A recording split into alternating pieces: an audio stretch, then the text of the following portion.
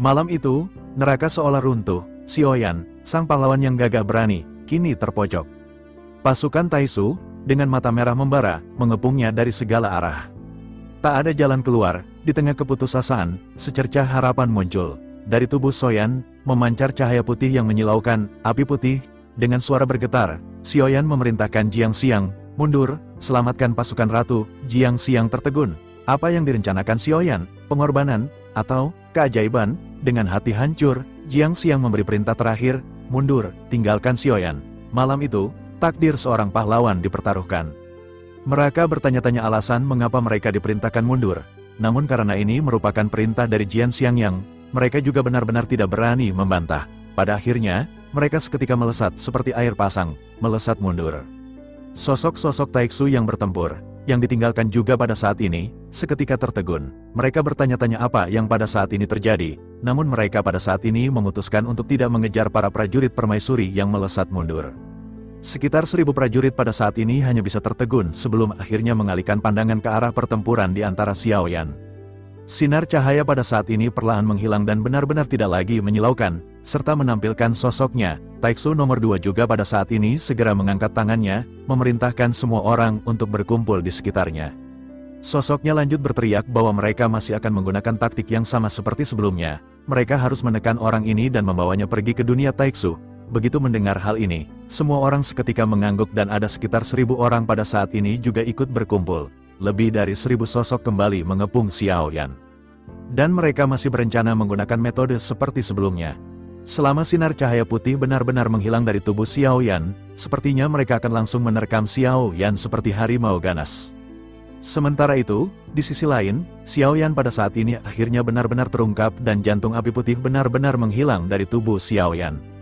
Taiksu nomor 2 juga pada saat ini segera berbicara kepada Xiaoyan bahwa ia benar-benar meremehkan Xiaoyan sesungguhnya.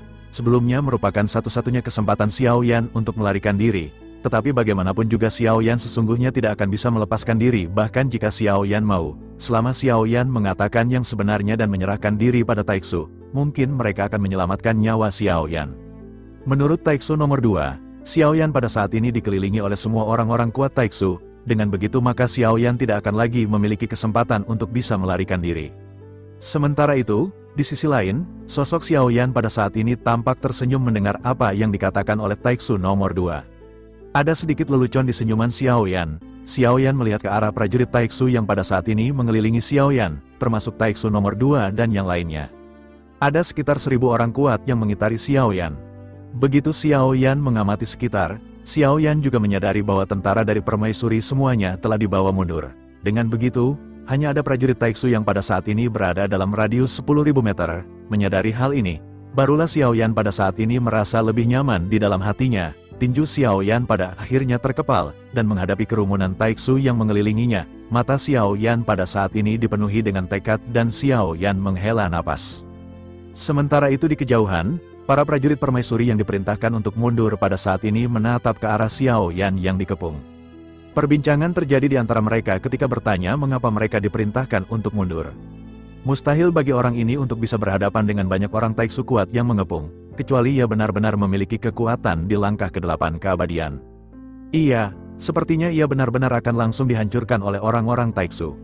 Jiang Xiangyang juga pada saat ini mengerutkan kening mendengarkan perbincangan di antara para prajurit ini. Jiang Xiangyang juga bertanya-tanya, apakah sesungguhnya yang pada saat ini ingin dilakukan oleh Xiaoyan? Mungkinkah Xiaoyan pada saat ini ingin melakukan peledakan diri di saat-saat terakhir? Namun hal ini langsung dibantah oleh Jiang Xiangyang karena ia tidak percaya bahwa Xiaoyan akan memilih untuk menghancurkan diri sendiri. Jiang Xiangyang pada saat ini hanya bisa mengepalkan tinjunya dan sosoknya terfokus pada Xiaoyan, benar-benar ingin tahu metode apa yang akan digunakan oleh Xiaoyan. Sementara itu, kembali ke Xiaoyan yang pada saat ini terlihat perlahan-lahan mengulurkan tangannya di tengah pengepungan. Perilaku aneh ini membuat semua orang dari Taiksu seketika mengerutkan kening. Mereka melihat lengan Xiaoyan yang terulur perlahan sebelum akhirnya Xiaoyan membuka kelima jarinya. Teratai api seukuran telapak tangan pada saat ini segera muncul di tangan Xiaoyan. Seluruh tubuh dari teratai api ini sebening kaca dan itu mengandung kekuatan dari 3 warna api yang saling terjalin.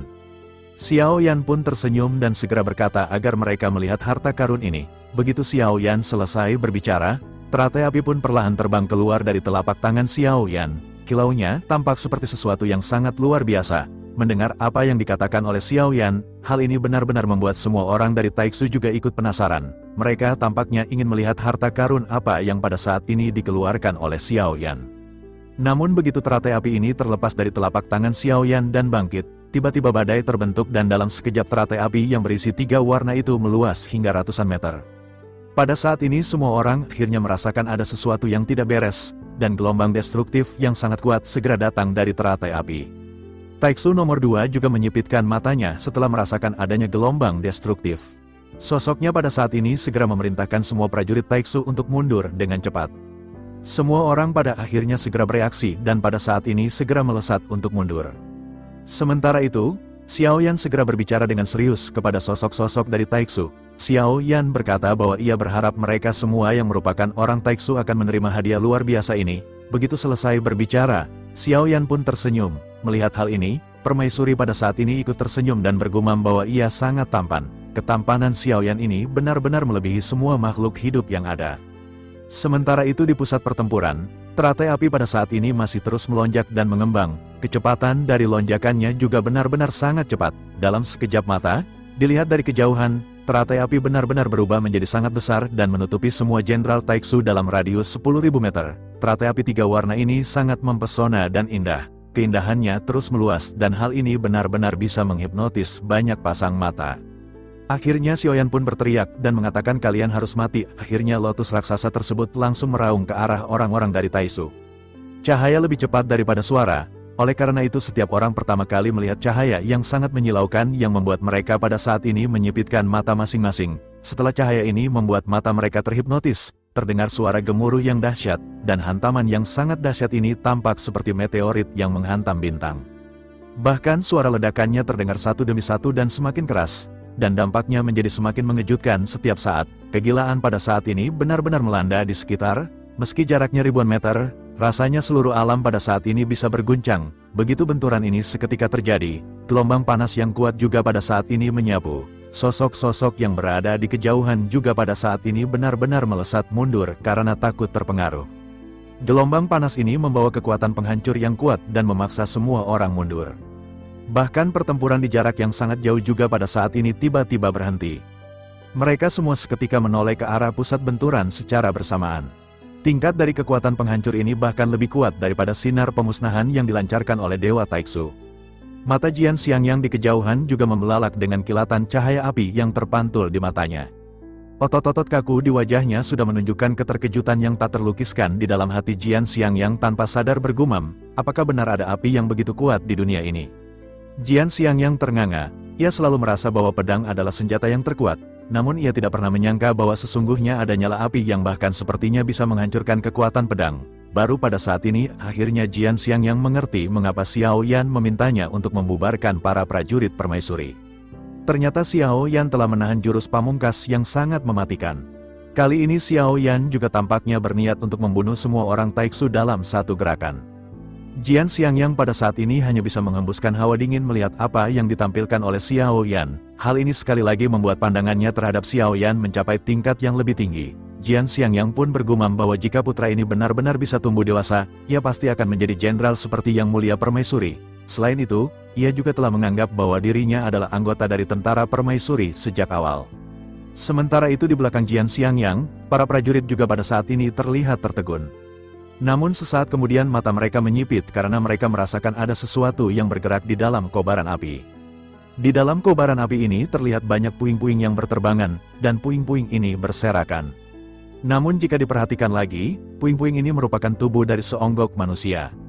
Ada juga sosok yang melesat ke sana kemari yang seolah-olah menghampiri satu persatu puing-puing yang berterbangan. Perbincangan juga pada akhirnya terjadi di antara prajurit yang pada saat ini melihat kepulan api. Salah seorang di antara mereka segera bertanya kepada yang lainnya, apakah mereka melihatnya juga? Banyak sosok pada saat ini mengangguk dan salah satu di antara mereka segera berkata bahwa ia juga melihatnya. Pasti ini merupakan suami muda Yang Mulia Permaisuri. Mendengar hal tersebut, semua orang pada saat ini mengangguk dan bergumam, seharusnya ini adalah suami muda Yang Mulia Permaisuri. Jian Xiangyang juga pada akhirnya menyipitkan matanya begitu mendengar gumaman ini. Jian Xiangyang juga secara alami bisa melihat sosok yang melesat di dalam bola api. Sosoknya pada akhirnya bergumam, Mungkinkah Xiaoyan menggunakan ini untuk mengumpulkan Void God Armor? Jika hal itu memang benar, maka sepertinya seluruh pasukan Taixu mungkin telah musnah oleh api. Jika hal itu memang benar, maka ini benar-benar sungguh sangat menakutkan. Kekuatan yang meledak sama sekali tidak sesuai dengan kekuatan yang ditampilkan oleh Xiaoyan. Sementara itu di dalam kobaran api, sosok Xiaoyan pada saat ini terus-menerus melesat sebelum akhirnya berhenti.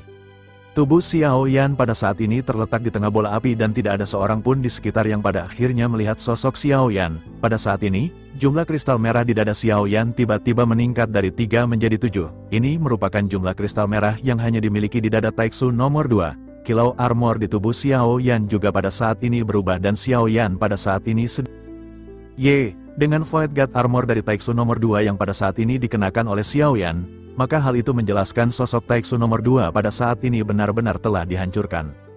Bukan hanya Taixu nomor 2, tetapi segala sesuatu di sekitar Xiaoyan pada saat ini telah berubah menjadi abu. Xiaoyan pada akhirnya bergumam bahwa kali ini ia benar-benar menerima lebih dari 1000 keping Void God Armor. Selain itu nilainya juga tidak rendah karena ada banyak dengan 6 kristal merah di dada mereka.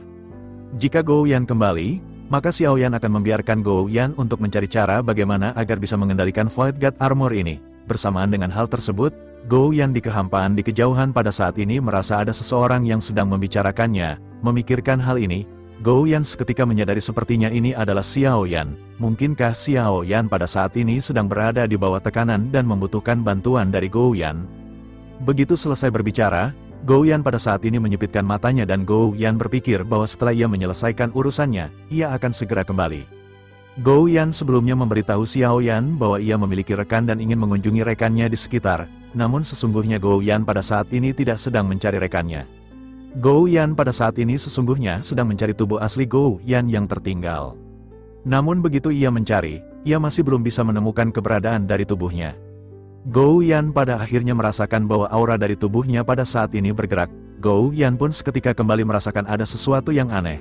Gou Yan pada akhirnya memiliki spekulasi, mungkinkah tubuhnya telah ditelan oleh makhluk kehampaan? Jika hal itu memang terjadi, maka hal ini merupakan suatu permasalahan yang cukup besar. Gou Yan pada akhirnya menggertakkan gigi dan pada saat ini Gou Yan segera melesat untuk mengikuti aura dari tubuhnya. Sementara itu kembali ke Xiaoyan yang pada saat ini masih berada di gumpalan dari bola cahaya. Cahaya yang menyebar yang menyilaukan pada saat ini masih belum menghilang dan Xiaoyan memanfaatkan momen ini. Karena tidak ada yang bisa melihat Xiaoyan, maka Xiaoyan berpikir ini merupakan kesempatan terbaik untuk berlatih. Xiaoyan pun memutuskan untuk duduk bersila di tengah-tengah gumpalan bola api. Xiaoyan memanfaatkan waktu ini untuk memulihkan diri sebanyak mungkin. Tepat ketika Xiaoyan pada akhirnya pulih, Xiaoyan merasakan perasaan aneh di lautan bintang origin Qi miliknya. Perasaan ini sangat istimewa seolah-olah ada sesuatu yang tiba-tiba menarik perhatian Xiaoyan. Xiaoyan juga menyadari bahwa pada saat ini ada 48 miliar bintang di lautan bintang miliknya.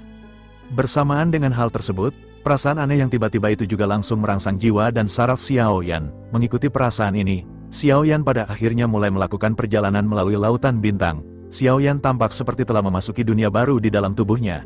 Ketika melihat lautan bintang miliknya sendiri, dapat terlihat bahwa bintang-bintang ini tampak seperti bintang sungguhan yang tak terhitung jumlahnya. Namun meskipun begitu, Xiaoyan pada saat ini tidak bisa mendekati bintang-bintang tersebut dan Xiaoyan hanya bisa menghela napas. Bersamaan dengan hal tersebut, perasaan mendalam ini tidak bertahan lama dan tiba-tiba terdengar beberapa ledakan keras di ujung jauh di kejauhan. Belasan Dewa Taixu pada saat ini melonjakkan sinar penghancur ke arah Xiaoyan. Menyadari hal tersebut, Xiaoyan pun menyipitkan matanya dan Xiaoyan segera mengirimkan transmisi suara kepada Dewa Taixu di belakang Xiaoyan.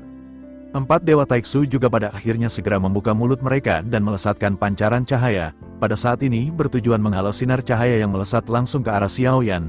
Meskipun 4 Dewa Taixu milik Xiaoyan tidak akan bisa dibandingkan dengan belasan Dewa Taixu, setidaknya Xiaoyan pada saat ini bisa memperpanjang waktu untuk melakukan pemulihan. Xiaoyan pun menatap ke arah lesatan cahaya yang pada saat ini saling berbenturan satu sama lain. Begitu keduanya bersentuhan, belasan Dewa Taixu pada saat ini segera mengubah arah lesatan mereka menuju ke arah 4 Dewa Taixu milik Xiaoyan. Apa yang dipikirkan oleh Xiaoyan benar-benar terjadi, karena lesatan dari belasan Dewa Taixu ini tanpa banyak basa-basi segera menekan lesatan cahaya Dewa Taixu milik Xiaoyan. Dalam sekejap mata, lesatan cahaya ini benar-benar terus-menerus melesat ke arah 4 Dewa Taixu. Sesaat kemudian, Pada akhirnya pancaran cahaya dari belasan Dewa Taiksu menghantam Dewa Taiksu milik Xiaoyan. Ledakan keras seketika terjadi dengan cahaya yang meledak di hadapan mulut masing-masing. Sesaat kemudian, tubuh keempatnya juga terpental dan keempatnya pada saat ini terluka. Melihat hal ini, Xiaoyan tampak tidak keheranan karena Xiaoyan telah bisa memprediksi hal tersebut. Xiaoyan hanya sedikit mengerutkan kening dan Xiaoyan pada akhirnya memutuskan untuk kembali melakukan pemulihan. Sementara itu di kejauhan, pada saat ini sosok-sosok dari Taiksu yang selamat semuanya benar-benar tercengang dengan apa yang ditampilkan oleh Xiaoyan. Baru kali inilah Xiaoyan menampilkan kekuatan yang kuat dari lesatan pancaran cahaya Dewa Taiksu. Sebelumnya mereka dibuat marah oleh Xiaoyan yang tidak hanya bisa mengendalikan Void God Armor, melainkan Xiaoyan juga merampok banyak Void God Armor. Kali ini Xiaoyan bahkan menggunakan Dewa Taiksu untuk menyerang orang-orang dari Taiksu sendiri. Xiaoyan benar-benar bisa membuat Dewa Taiksu berkhianat kepada orang-orang dari Taiksu. Hal ini pada akhirnya membuat mereka semua menjadi semakin murka, meskipun mereka tidak berani maju. Meskipun mereka melihat bahwa ribuan sosok pada saat sebelumnya telah dibantai oleh Xiaoyan, tetapi pada saat ini kemarahan masih terus melonjak di hati masing-masing orang-orang Taiksu. Mereka pada akhirnya benar-benar berniat untuk menghancurkan Xiaoyan secara langsung. Mereka tidak lagi peduli dengan tujuan untuk menangkap Xiaoyan hidup-hidup. Xiaoyan juga masih berada di tengah-tengah bola api yang sangat besar dan Xiaoyan memanfaatkan waktu untuk memulihkan diri. Namun sesaat kemudian, Xiaoyan pada saat ini mengerutkan kening dan retakan tiba-tiba muncul di kehampaan. Retakan ini muncul begitu tiba-tiba hingga bahkan Xiaoyan tidak bisa menyadari sama sekali. Dari celah tersebut muncul seekor ular piton hitam yang menyembur dari kehampaan. Tubuh ular piton tersebut tertutup rapat dengan sisik hitam, namun bagian tengah tubuhnya berlubang. Di dalamnya terlihat struktur yang terbuat dari baja dan jantungnya yang berwarna merah berdebar kencang, sama dengan Dewa Taiksu. Yang paling aneh lagi adalah bahwa ular piton ini hanya memiliki satu mata yang berwarna hijau berpendar. Xiaoyan pada saat ini menyipitkan matanya. Kemunculan dari sosok tersebut benar-benar cepat dan sosok Xiaoyan diselimuti oleh mulut berdarah dalam sekejap. Xiaoyan pada saat ini berniat untuk bereaksi, namun Xiaoyan menemukan bahwa Xiaoyan tidak bisa menggerakkan tubuhnya. Kali ini kekuatan gravitasi yang sangat kuat dan lebih dahsyat benar-benar membuat Xiaoyan tidak bisa bergerak sama sekali. Xiaoyan berpikir Taiksu benar-benar bertekad untuk memakan Xiaoyan secara langsung. Pada akhirnya dengan suara teredam, sosok Xiaoyan benar-benar ditelan hidup-hidup oleh ular piton hitam bermata satu. Sesaat kemudian sosoknya kembali tenggelam ke dalam celah dan retakan pada akhirnya pulih dengan sangat cepat. Ruang di sekitar kembali normal dan tampak tidak pernah ada apapun yang muncul sebelumnya. Melihat hal ini di kejauhan, Jian Xiangyang pada saat ini hanya bisa menggenggam erat pedang miliknya. Jian Xiangyang hanya bisa menghela napas karena ia benar-benar tidak bisa membantu Xiaoyan pada saat sebelumnya.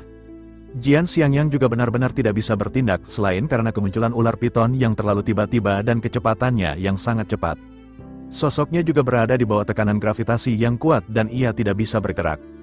Tidak hanya Jian Xiangyang, tetapi semua tentara dari Permaisuri juga pada saat sebelumnya benar-benar ditekan oleh kekuatan tekanan yang kuat. Dengan begitu, maka Jian Xiangyang hanya bisa menyaksikan tanpa daya begitu Xiaoyan ditelan oleh ular piton hitam bermata satu. Begitu tersadar, Jian Xiangyang pun segera menatap ke arah Permaisuri dengan tajam. Pada saat ini Xiaoyan telah tertelan, dan hidup serta matinya pada saat ini tidak diketahui. Menurut renungan dari Permaisuri, tidak mungkin Permaisuri pada saat ini hanya berdiam diri dan tidak mengambil tindakan. Permaisuri pada saat ini memang terlihat bergerak, tetapi Permaisuri hanya menegakkan tubuhnya yang sebelumnya bersandar di singgasana. Jian Xiangyang pada akhirnya melesat mundur dengan sangat cepat mendekati Permaisuri secepat mungkin. Selanjutnya Jian Xiangyang segera menangkupkan tangannya ke arah Permaisuri dan mulai berbicara. Jian Xiangyang berkata bahwa anak laki-laki itu telah ditangkap oleh Taiksu, dan mengapa Permaisuri masih belum menutup jaringnya.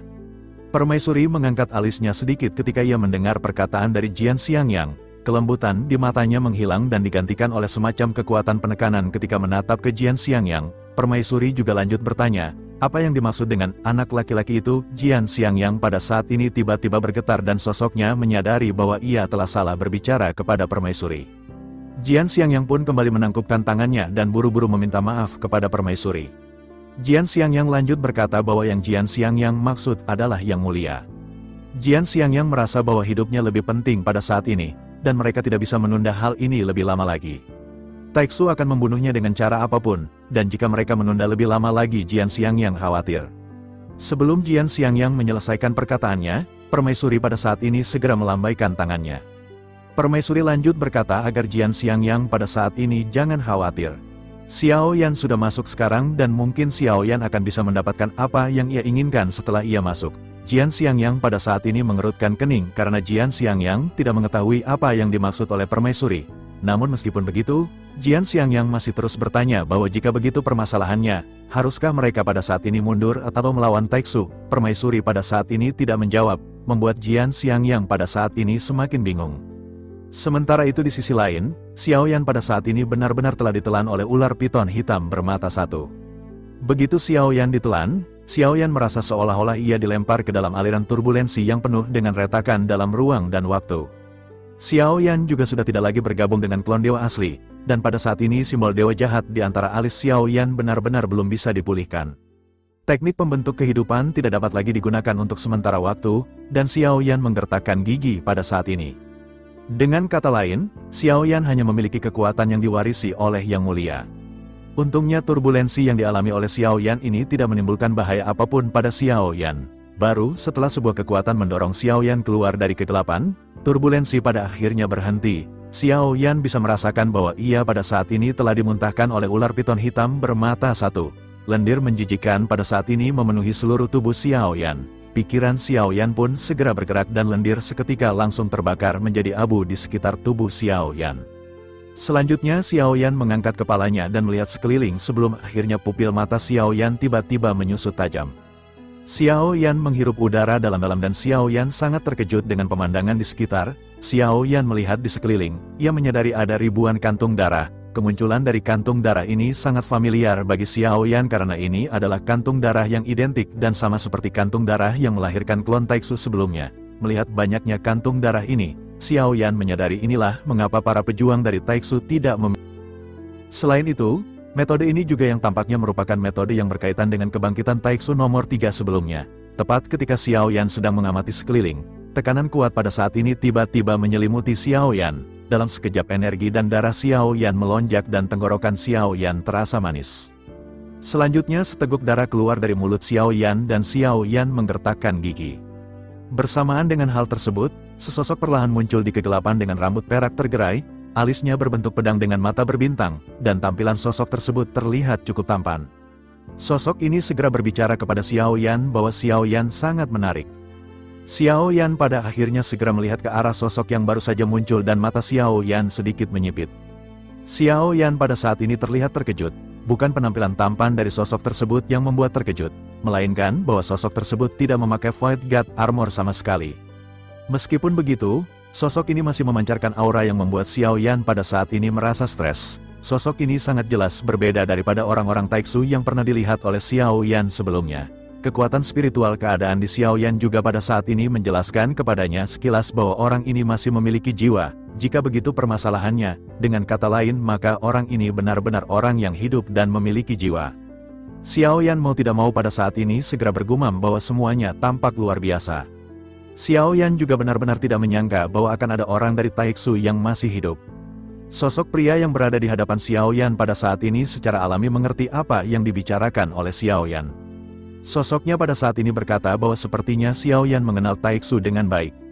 Xiao Yan pada saat ini kembali melihat sekeliling dan Xiao Yan segera kembali mengangguk dengan serius. Xiao Yan lanjut berkata bahwa ia tahu lebih banyak tentang Taixu sekarang. Apa yang mereka lakukan pada saat ini benar-benar tidak pernah terbayangkan di benak Xiao Yan. Melihat ke arah ribuan kantung darah di hadapannya, kantung-kantung darah ini terlihat sangat spektakuler karena sejauh mata memandang, Xiao Yan pada saat ini hanya melihat adanya kantung darah yang berserakan.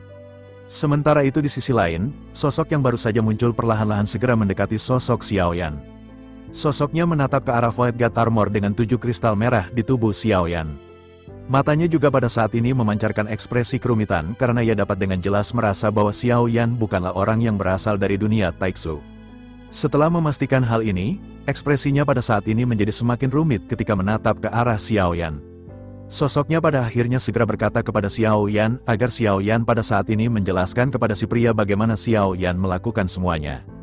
Wajah Xiao Yan pada saat ini masih terlihat tenang dan tidak ada sedikit pun kepanikan. Xiao Yan masih melihat sekeliling sebelum akhirnya Xiao Yan malah balik bertanya, Xiao Yan bertanya apakah pada saat ini ia berada di dalam tubuh Dewa Taiksu yang paling besar. Sosok tersebut pada saat ini tampak terlihat sedikit tidak sabar dan berkata kepada Xiao Yan agar Xiao Yan sebaiknya menjawab pertanyaannya. Xiao Yan pada akhirnya menoleh ke arah si pria sebelum akhirnya Xiao Yan menunjuk ke arah dadanya. Selanjutnya Xiao Yan kembali menatap ke arah si pria dengan tatapan sinis. Xiao Yan segera bertanya apakah si pria pada saat ini sedang membicarakan tentang Void God Armor di tubuh Xiao Yan. Xiao Yan lanjut mengerutkan kening dan bergumam bahwa ceritanya benar-benar sungguh sangat rumit. Si pria juga pada saat ini mengerutkan kening ketika menatap ke arah Xiao Yan dengan serius seolah-olah sedang menunggu jawaban Xiao Yan. Sementara itu, Xiao Yan pada saat ini kembali menjelaskan bahwa meskipun ceritanya rumit, ia pada saat ini akan menceritakan semuanya secara sederhana. Taiksu telah memulai peperangan dan menyerang Xiao Yan, dan Xiao Yan secara tidak sengaja menghabisi mereka semua. Dengan begitu maka Void God Armor ini merupakan piala Xiao Yan dan Xiao Yan berhak menggunakannya. Begitu Xiao Yan selesai berbicara, pria tersebut tiba-tiba melangkah maju. Sosoknya mengulurkan tangannya dan benar-benar mengarahkan tangannya ke arah kepala Xiao Yan dengan keras. Si pria juga berteriak bahwa Xiao Yan tahu apa yang ditanyakan oleh si pria. Jika Xiao Yan tidak mau memberitahunya, maka biarkan si pria untuk mencari jiwa Xiao Yan secara langsung. Kekuatan spiritual si pria pada akhirnya segera melonjak menyelimuti tubuh Xiao Yan yang tidak bisa bergerak. Menghadapi pertanyaan si pria, Xiao Yan pada saat ini sedikit mengangkat sudut mulutnya, memperlihatkan senyuman sinis. Begitu kekuatan spiritual si pria hendak mencari jiwa Xiao Yan, sosoknya menemukan bahwa kekuatan spiritual keadaan di Xiao Yan seperti tangan besar yang menyelimuti si pria. Si pria pun seketika melangkah mundur dan Void God Armor langsung muncul di tubuhnya. Sosoknya menatap tajam ke arah Xiao Yan dengan tatapan yang sangat serius. Sosoknya lanjut bergumam bahwa ini merupakan kekuatan spiritual keadaan di. Sementara itu, Xiao Yan yang tidak terpengaruh pada saat ini sedikit tersenyum. Xiao Yan pada saat ini langsung bertanya dengan nada meledek, ada apa yang sedang terjadi? Mengapa ia tidak terus melakukan pencarian jiwa kepada Xiao Yan? Xiao Yan ingin melihat siapakah yang pada akhirnya akan dicari jiwanya. Xiao Yan menatap tajam ke arah si pria dan ia memang berniat untuk balik mencari jiwa dari si pria. Xiao Yan juga ingin mengetahui banyak informasi dari orang-orang Taiksu dengan cara mencari jiwa. Informasi yang diperoleh dengan cara mencari jiwa tentu saja lebih akurat. Xiao Yan lebih percaya apa yang diketahuinya melalui pencarian jiwa jika dibandingkan dengan apa yang didengarnya dari mulut orang lain. Namun meskipun begitu, tentu saja pria tersebut tidak akan memberikan Xiao Yan kesempatan seperti sebelumnya. Segera sebuah kekuatan menekan kekuatan spiritual Xiao Yan lagi. Baik tubuh dan jiwa Xiao Yan pada saat ini kembali ditekan oleh kekuatan yang sangat kuat. Ekspresi Xiao Yan juga pada saat ini seketika sedikit berubah. Di bawah tekanan, Xiao Yan seketika merasa sedikit khawatir karena situasi pada saat ini tampaknya benar-benar berubah menjadi agak buruk. Xiao Yan juga merasa bahwa ia telah menghilang dari medan pertempuran untuk waktu yang cukup lama. Namun hingga saat ini Xiao Yan bertanya-tanya mengapa permaisuri tersayang masih belum muncul untuk menyelamatkannya. Mungkinkah permaisuri pada saat ini benar-benar menyerah untuk menyelamatkan Xiao Yan? Namun menurut pemahaman Xiao Yan tentang permaisuri, kemungkinan ini sangat kecil, atau dengan kata lain ada sesuatu yang pada saat ini masih belum bisa membuat permaisuri menyelamatkan Xiao Yan. Xiao Yan pada akhirnya hanya bisa menggertakkan gigi karena ia pada saat ini sama sekali tidak bisa bergerak. Semua klon milik Xiao Yan juga pada saat ini masih terpisah dari tubuh Xiao Yan. Meskipun tubuh Xiao Yan masih memiliki banyak origin Qi, tetapi Xiao Yan pada saat ini masih merasakan penindasan yang sangat kuat. Hal ini cukup menunjukkan bahwa kekuatan sebenarnya dari sosok pria Taiksu di hadapan Xiao Yan ini telah mencapai tingkat keabadian. Bahkan meskipun kekuatannya tidak berada di tingkat keabadian yang kuat, jika ditambah dengan kekuatan keabadian yang diberikan oleh Void God Armor, ia dapat menampilkan keterampilan bertarung yang kuat. Oleh karena itu, dengan kemampuan Xiao Yan sekarang yang hanyalah seorang dogat, tentu saja mustahil bagi Xiao Yan untuk bisa berhadapan dengan si pria. Xiao Yan pada akhirnya hanya bisa pasrah dan memandang ke arah sosok pria di hadapannya. Sementara itu di kejauhan, si pria pada saat ini tampak memiliki ekspresi yang dipenuhi dengan kemarahan setelah pencarian jiwa pertamanya tidak berhasil. Tekanan-penekanan yang kuat pada akhirnya digunakan oleh si pria. Hal ini tidak hanya mengendalikan tubuh fisik Xiao Yan sehingga Xiao Yan tidak bisa bergerak, tetapi juga memblokir kekuatan spiritual Xiao Yan. Sosok pria ini pada akhirnya sedikit menggertakkan giginya sebelum akhirnya perlahan kembali mendekati Xiao Yan. Begitu Xiao Yan menatap ke arah Void God Armor milik si pria yang semakin mendekat, Xiao Yan lanjut menatap ke arah lengan si pria di mana ada angka 1. Xiao Yan seketika menyadari bahwa kali ini tidak diragukan lagi pria bernomor satu ini merupakan pemimpin tertinggi Taiksu. Jika begitu permasalahannya, bukankah si pria juga bisa memulihkan diri atau dibangkitkan kembali setelah kematiannya? Xiao Yan mau tidak mau pada saat ini segera mengajukan pertanyaan kepada si pria. Xiao Yan berkata bahwa ia sesungguhnya sangat penasaran, jika si pria mokat, bisakah ia menjadi seperti mereka dan dibangkitkan? Si pria pada saat ini tertawa dan segera meledek ke arah Xiao Yan yang mengajukan pertanyaan konyol. Sosoknya lanjut berkata bahwa kematian Xiao Yan sudah dekat, sebaiknya Xiao Yan pada saat ini memikirkan bagaimana ia akan bisa bertahan hidup. Xiao Yan pada saat ini tidak menanggapi si pria dan ia masih tetap terlihat tenang. Xiao Yan terlihat tidak panik sama sekali dan melihat hal tersebut si pria kembali mulai berbicara. Sosoknya bertanya apakah Xiao Yan sedang menunggu seseorang untuk menyelamatkannya, apakah sosok tersebut merupakan permaisuri. Setelah berbicara, si pria segera melambaikan tangannya dan tirai tipis pada saat ini segera muncul di hadapan Xiao Yan. Tirai tipis ini memungkinkan mereka pada saat ini melihat situasi pertempuran di luar. Perang pada saat ini masih terus pecah dan pertempuran di antara kedua belah pihak masih terus berlanjut. Dari gambaran tersebut juga terlihat permaisuri pada saat ini masih berada di atas tandu naga. Namun permaisuri tidak mengambil tindakan setelah Xiao Yan menghilang. Dan ketika Xiao Yan memandang ke arah permaisuri di kejauhan, kepala dari permaisuri juga menoleh dan matanya yang indah seketika bertemu dengan Xiao Yan.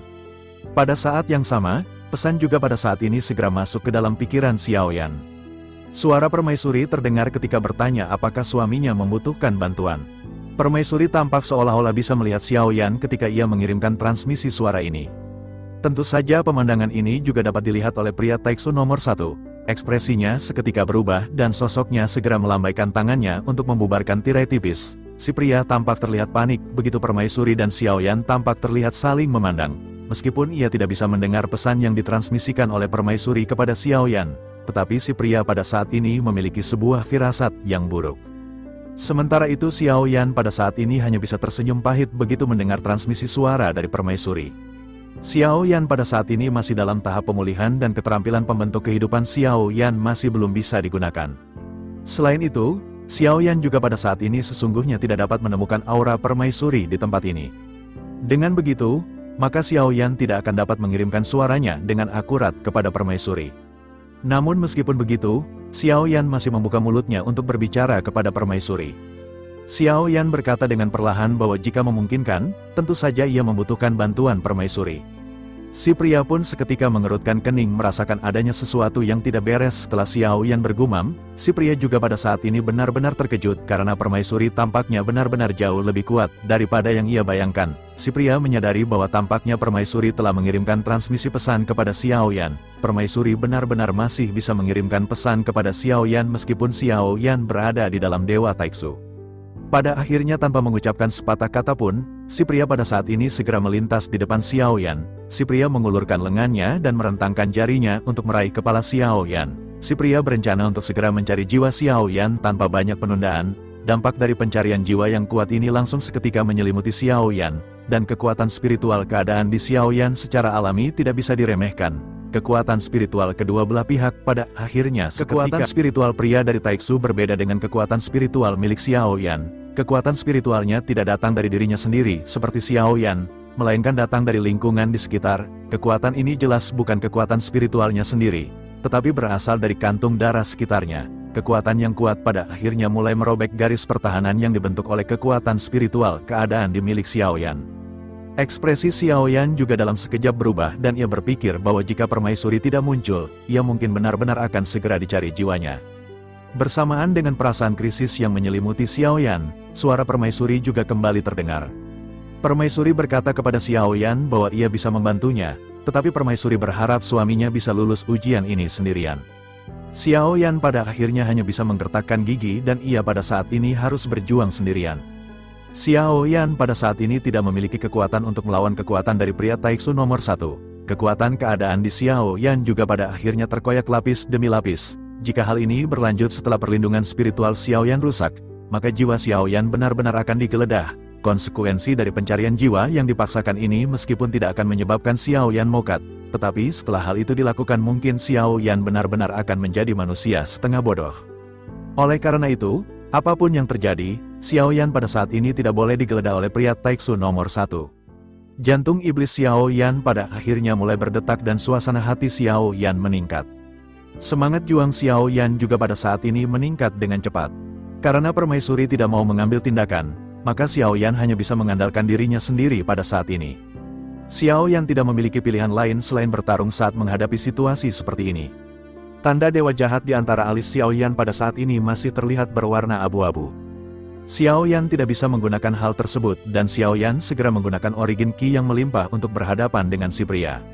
Origin Qi dicurahkan seketika dan berubah menjadi lautan api yang menutupi area di sekitar. Di dalam area ini ada banyak kantung darah dan api Xiao Yan pada saat ini seketika membumbung. Di saat yang sama, Xiao Yan juga pada saat ini meraung dengan marah dengan ekspresi kegilaan di matanya. Xiao Yan berteriak kepada si pria bahwa jika si pria ingin mencari jiwa Xiao Yan, maka Xiao Yan akan mengambil jiwa dari si pria.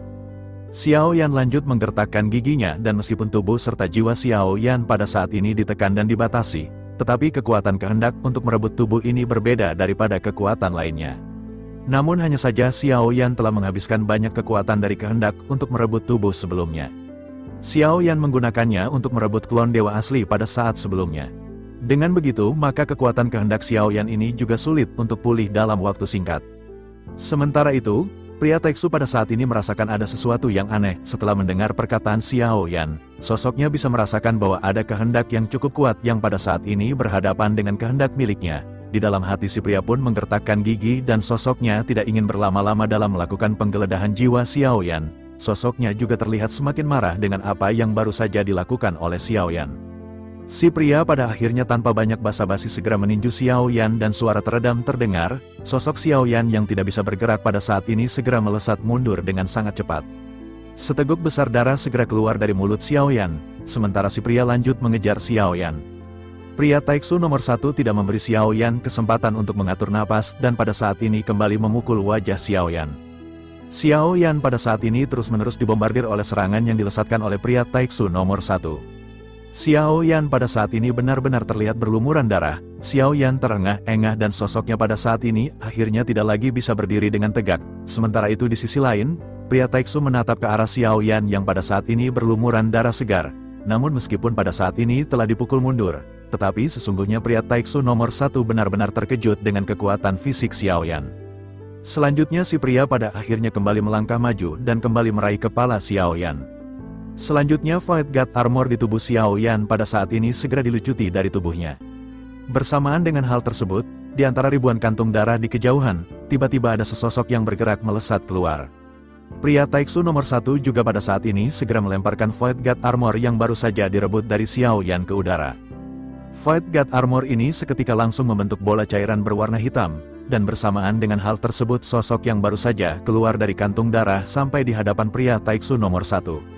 Sesaat kemudian sosok tersebut menyentuh bola besi berwarna hitam sebelum akhirnya Void God Armor segera menyelimuti tubuh sosok tersebut. Sosok yang baru saja muncul ini pada akhirnya segera melangkah maju dan menatap ke arah Xiao Yan yang berlumuran darah. Sementara itu Xiao Yan mengangkat kepalanya dan ia pada saat ini sedikit terkejut melihat sosok yang baru saja muncul. Xiao Yan seketika menyadari bahwa sosok yang baru saja muncul ini adalah sosok Taixu nomor 2 yang sebelumnya dikalahkan oleh Xiao Yan. Sesaat setelah itu Xiao Yan menatap ke arah sosok Taixu nomor 2 yang pada akhirnya melesat langsung ke arahnya. Taixu nomor 2 pada saat ini tanpa banyak penundaan benar-benar kembali membombardir Xiao Yan. Tampaknya Taixu nomor 2 pada saat ini benar-benar ingin melampiaskan kemarahannya karena telah dihabisi oleh Xiao Yan. Xiao Yan pada saat ini juga tidak bisa melawan dan terus-menerus dibombardir oleh pukulan Taixu nomor 2. Namun sesaat kemudian Taixu nomor 1 segera berteriak memerintahkan Taixu nomor 2 untuk berhenti. Taixu nomor 2 pada akhirnya berhenti menyerang Xiao Yan. Sosoknya pada saat ini segera berbalik dan menghampiri Taixu nomor 1 sebelum akhirnya menangkupkan tangannya. Sosoknya lanjut berbicara kepada Taixu nomor 1 yang memiliki nama Suchang. Sosoknya lanjut berkata bahwa ia memberi hormat kepada Tuan Suchang yang merupakan pemimpin Taixu nomor 1. Suchang pada saat ini mengabaikan Taixu nomor 2 dan menatap kembali ke arah Xiao Yan. Sosoknya pada saat ini kembali mendekati Xiao Yan dan menatap ke arahnya yang benar-benar terluka parah. Suchang pada saat ini menyipitkan matanya dan tersenyum, dan sosoknya berniat untuk kembali melakukan pencarian jiwa.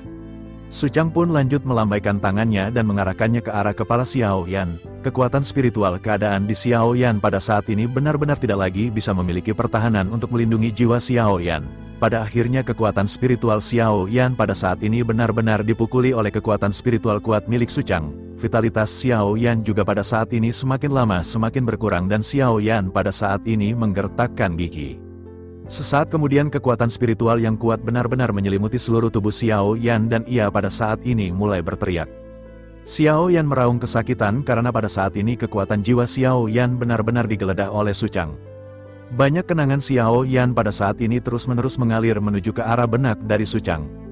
Seiring dengan berjalannya waktu, Suchang pada akhirnya sedikit menyipitkan matanya sebelum akhirnya mengerutkan kening. Mata Suchang pada saat ini terus melebar dan melihat hal ini Taiksu nomor 2 di samping juga terus-menerus memperhatikan Suchang. Tampaknya Taiksu nomor 2 pada saat ini juga benar-benar penasaran mengenai bagaimana Xiao Yan bisa melakukan semuanya kepada orang Taiksu. Namun bersamaan dengan keduanya yang pada saat ini berharap untuk mendapatkan informasi dari Xiao Yan, ekspresi Suchang pada saat ini berubah menjadi pucat seolah-olah ia telah menemukan sesuatu yang mengerikan dalam ingatan Xiao Yan. Suchang pada akhirnya memutuskan untuk menarik kekuatan spirit. Tiba-tiba saja, kekuatan jiwanya seolah terkunci dalam badai tak terlihat, tidak sedikit pun yang bisa dia tarik keluar, bahkan dengan segala upaya terakhir yang dia lakukan. Sebuah tekanan dahsyat luar biasa membanjiri dirinya dari kejauhan di depan, seolah dunia seluruhnya menekan tubuh dan rohnya sekaligus. Tiba-tiba, dari kedalaman kegelapan atau cahaya yang menyilaukan, muncul lengan emas raksasa dengan otot yang mengkilap seperti sungai cair. Tanpa sekejap keberatan, telapak tangannya yang besar menggenggam dirinya erat, sangat erat hingga setiap serat otot dan urat jiwanya terasa terjepit. Dia benar-benar terpaku tak bergerak, jari-jari tak bisa sedikit pun menggoyangkan, lidahnya tak bisa mengeluarkan suara apapun dalam sekejap pertama.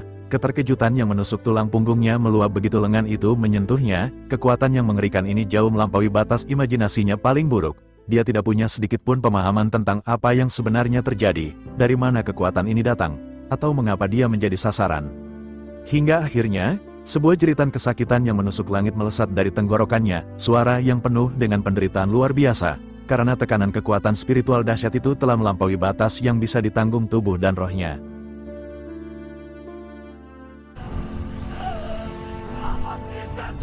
Kekuatan cemama ini